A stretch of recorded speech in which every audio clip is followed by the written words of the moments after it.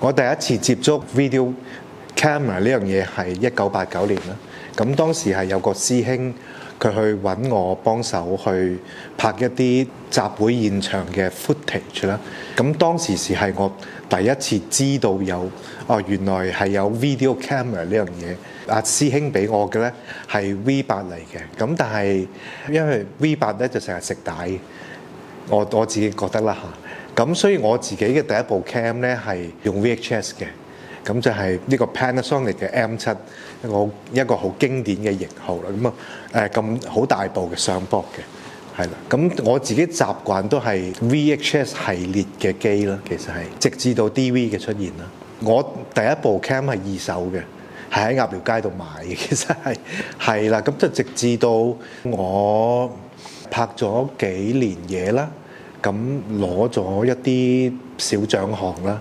咁我第二部 cam 係我阿媽買俾我嘅。我第一個作品係92年啦，咁就叫做國際歌，題材都係一啲89嘅情結啦。其實係我最早期啦，早期大部分嘅作品都係政治相關嘅。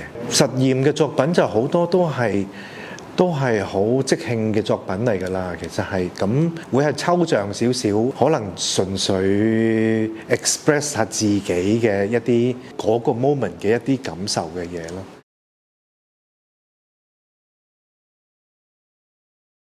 加入就係95年啦，咁95年應該係Video Touch 正式去註冊成為一個正式嘅機構啦。咁當時就有個小嘅 space 就喺當時進念跑馬地嘅 office 啦。咁我就應該係第一代嘅員工啦，又或者係 artist in residence，即係駐團嘅藝術家。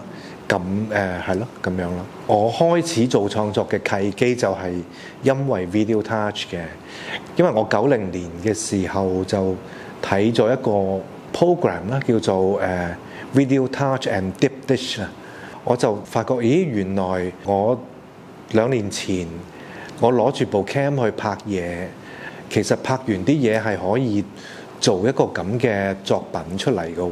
咁我就開始諗咯。我 join Video Touch 嘅時候，我已經參加咗當時Independent Video Awards 幾屆，同埋幾屆我都有攞過一啲優異獎咁。咁所以咧，我 join Video Touch 嘅時候，我已經係一個 video artist 啦。其實係我做緊電視台嘅嗰時，咁後尾阿 Alan 揾我傾，就話不如過嚟做駐團啦咁樣。當時我電視台都係 PA，咁我好玩喎，咁咪 quit 咗份工就入咗 Video Touch 咯。最初嘅 Video Touch 就我哋叫自己係 Artist Collective 啦。咁其實係當時嘅7-8個 video artist 一個聚會嘅地方，然後大家有作品就會喺嗰度做一啲小發表嘅咁嘅一個咁嘅地方。其實係我記得嗰陣時就係喺進念開咗嗰個小 space 嘅時候咧，就啱啱引入咗一個初代嘅 non-linear editing 嘅 software 叫 Media 100。咁我就去學習呢部機啦。咁之後就係去教人用 Media 100呢樣嘢啦。咁呢個係最初就我喺 Video Touch 最早嘅工作啦。咁你有一個 editing 嘅 facility， 咁就會有人 book 啦。咁我就係會幫其他人去剪接佢哋嘅 video。咁我係一個 editor 啦，同時亦都係一個房。嗰個房係揼出嚟，其實係大概係100-200尺空間嘅地方啦。咁就放咗剪接嘅器材啦，咁同埋一啲少少嘅 shelving 嘅嘢啦，咁樣。當時 office 除咗我同 Alan 會比較多喺嗰度，另外仲有個 admin 嘅。咁所有落 booking 都會就係 through 嗰個 admin， 然後我哋就幫手咯。我相信係靠口傳嘅啫，其實因為當時可以做 editing 嘅 facility 實在太少啦。咁 Art Centre 有啦，咁另外就係 Video Touch 噶啦。咁亦都唔係人人可以入到去一啲院校嗰度去做 editing 啦。咁我哋係一個分流咯，有人 book 咗 Art Centre，咁Art Centre冇位就會嚟咗 Video Touch 度做剪接。因為我哋附屬咗喺 Sony 嗰個 office 嗰度。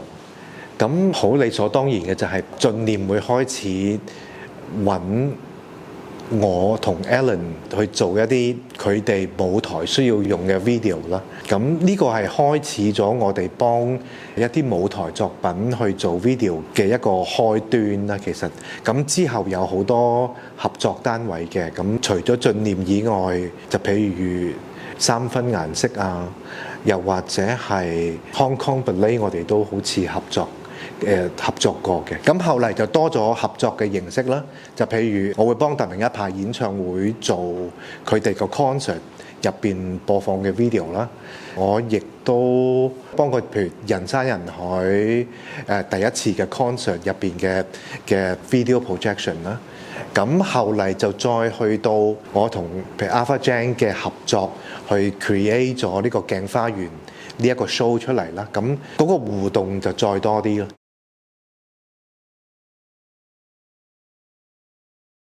我大部分嘅作品都係 improvise 嘅，可能係嗰一日得閒冇嘢做，攞起部機就出去拍一啲嘢，咁然後拍完翻嚟先至諗，我要用呢啲嘢去做啲乜嘢呢？咁樣咯。我諗我哋嗰個 generation 呢，我哋睇好多 music video 大嘅，咁我自己嘅好多作品嘅形式呢，同埋編號呢，都係好即係音樂錄像方向嘅一啲作品啦。咁呢個係一個 execution 嘅偏好啦。咁題材方面，因為主權移交嘅呢一個話題喺整個90年代係一個大嘅題材咯。Dance video 啊，其實佢未必同舞台有關嘅。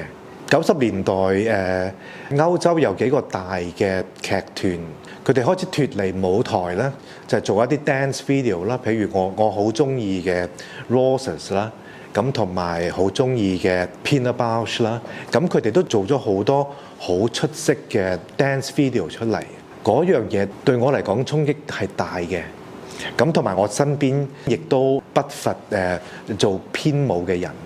嗰樣嘢係令到我除咗一啲政治表達以外，原來我可以同我身邊嘅一啲編舞家合作去做一啲 dance video 喎。咁嗰樣嘢係當時我自己嘅另外一個作品嘅方向嚟嘅。其實係嗰個只不過係我揾到嘅其中嘅一個 location。因為我哋當時拍嘢咧都唔會去申請啦，我哋又唔會去睇下有冇人管理呢個地方。其實呢兩個 video 嘅 location 咧都係坪洲嘅一個廢置咗嘅玻璃廠。我哋只不過貪方便，同埋嗰個地方有種頹廢嘅美啦，即係佢爛得嚟又好似好靚咁所以嗰個就成為咗我成日去拍嘅一個 location。上路其實最初都係一個好即興嘅拍攝啦，我可以咁樣講。因為嗰個係一個電車嘅旅程啦，即係你由最東邊嗰個終站去到最西邊嘅嗰個終點站，咁中間你所見到嘅嘢，其實你好似入咗一條時光隧道咁樣啦，即係由西灣河出發，你去到灣仔中環，就係一個好 modern 嘅城市咁樣咯。然後你過咗中環之後呢，你又去返一個好似好古老、好 retro 嘅地方咁樣。咁我最初就我想拍一樣咁嘅嘢。咁然後拍完返嚟，咁我又諗嗰一段電車係關於旅程啦。咁然後如果我要攝一啲政治環境嘅話題啦，咁我就於是乎我又拍咗自己行路嘅。嗰個 message 就係我喺一個旅程嗰度，我揾緊一段出路咁樣咯。其實咁於是乎混合咗呢個兩個 concept 咧，就做咗上路呢個作品。